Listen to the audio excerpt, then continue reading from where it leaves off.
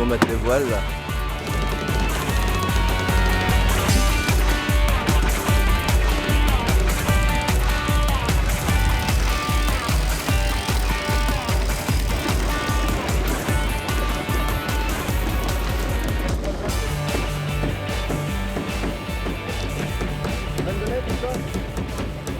Personnellement, c'est la première fois que je mets les pieds sur un voilier déjà.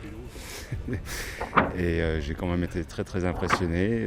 J'attendais ce moment-là depuis un petit moment. Et c'est vrai que en fait, je souhaite ça à tous les passionnés de voile, quoi.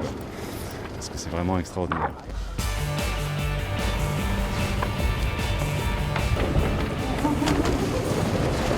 C'est fabuleux, c'est un passage du virtuel au réel.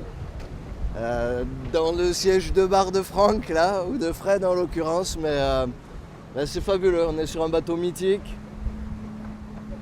avec des marins de légende, et les impressions de vitesse, 10-12 nœuds de vent, le bateau file à 20 nœuds, tout seul, des superbes conditions de navigation. Magnifique.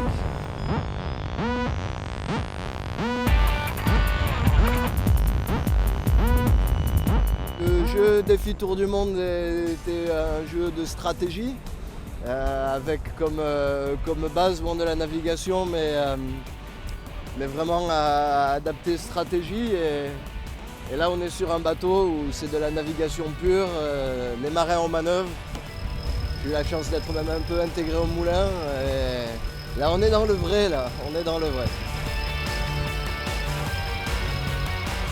48 jours avec la météo d'aujourd'hui, ça doit être très agréable.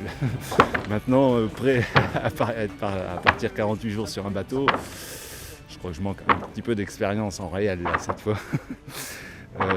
Sinon, oui, ça doit vraiment être une aventure vraiment phénoménale, quoi, parce que dans les mers du Sud, ça doit décoiffer, comme on dit.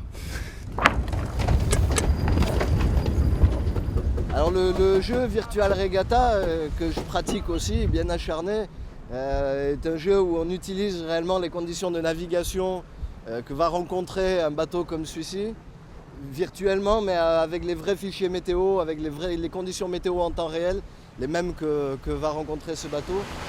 Pour mes courses virtuelles, je me ferai un poster comme ça de ça que je collerai à côté de mon écran. Ça me donnera vraiment l'impression d'être en réel.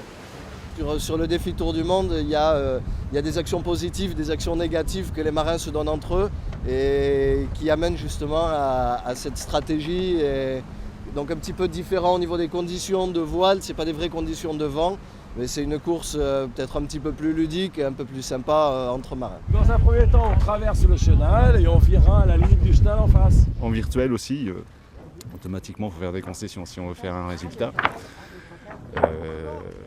On est obligé de se réveiller de temps en temps, voire 2 fois, 3 fois dans la nuit, quoi.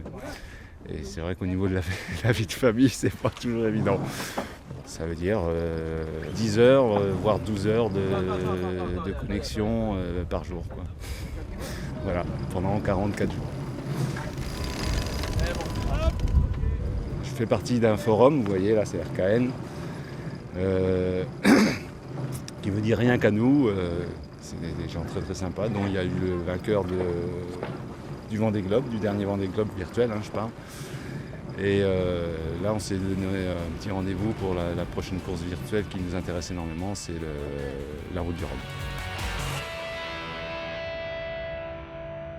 Le prochain défi, ce sera la Volvo Ocean Race avec Groupama.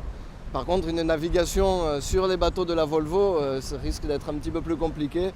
Mais bon, c'est peut-être un peu moins ludique que celui-là. Là, on est vraiment sur un jouet très très plaisant.